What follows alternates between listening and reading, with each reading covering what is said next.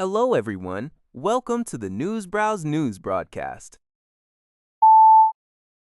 Delegations from Lebanon and Israel recently concluded their first diplomatic talks in decades in Washington, as reported by UPI.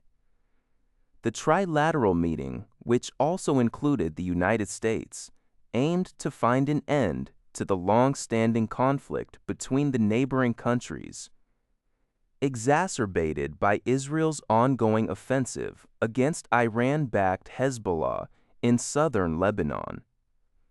U.S. State Department Deputy Spokesperson Thomas Pigott described the discussions as productive, focusing on initial steps toward direct negotiations.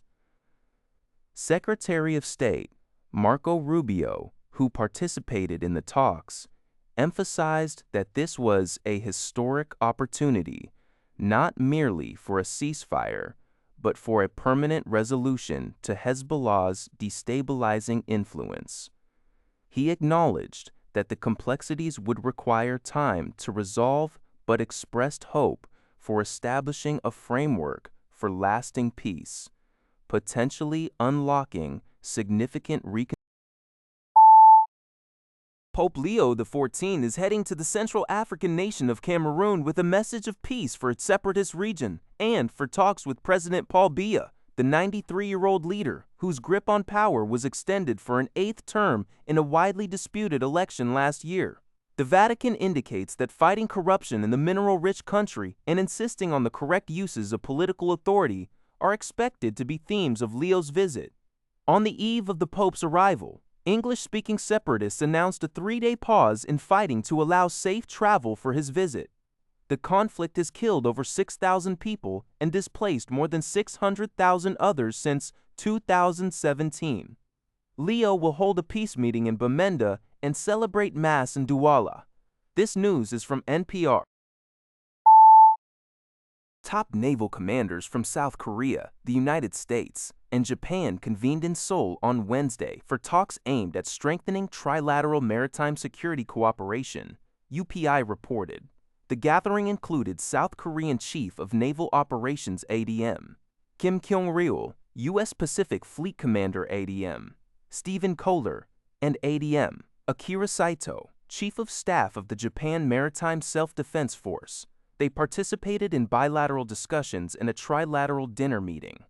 The meetings occurred amidst rising tensions in the Middle East, leading to speculation that participants might address the ongoing U.S. blockade of Iranian ports and former U.S. President Donald Trump's call for warships in the Strait of Hormuz. Bilateral discussions between South Korea and the U.S. focused on maintaining a robust combined defense posture and cooperation in naval maintenance, repair, and operations. Separately, Admirals Kim and Saito engaged in in-depth talks to expand personnel exchange and resume joint maritime search and rescue exercises, SAREX, which had been suspended for 9 years. The trilateral dinner was anticipated to further discuss coordinated measures to respond to and deter North Korea's escalating nuclear and missile threats. People's Daily Online reports that Chinese scientists have discovered remarkably well-preserved multicellular animal fossils in Ediacaran strata in eastern Yunnan, China. This significant finding, published in the journal Science by researchers from Yunnan University and the University of Oxford, indicates that complex animal communities thrived in oceans long before the Cambrian explosion. Utilizing advanced imaging, the team identified diverse early life forms, most notably a large number of simple, worm-like creatures exhibiting bilateral symmetry. Among the earliest animals known with distinct heads and guts, capable of free movement. This discovery crucially fills a major void in the fossil record of early animal evolution. Furthermore, the researchers unearthed abundant advanced early animal fossils classified as deuterostomes, a broad group that eventually led to chordates, including all vertebrates.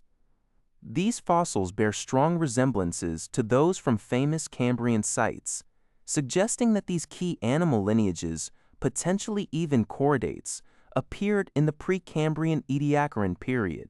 These findings are considered vital for resolving Darwin's dilemma, a long-standing puzzle about the abrupt appearance of complex animals in Cambrian strata without clear Precambrian ancestors.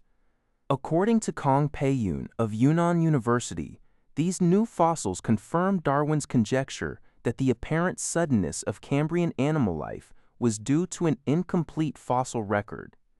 Eastern Yunnan is highlighted as a critical global hotspot for geological and fossil research into the Ediacaran-Cambrian transition. That's all for this video.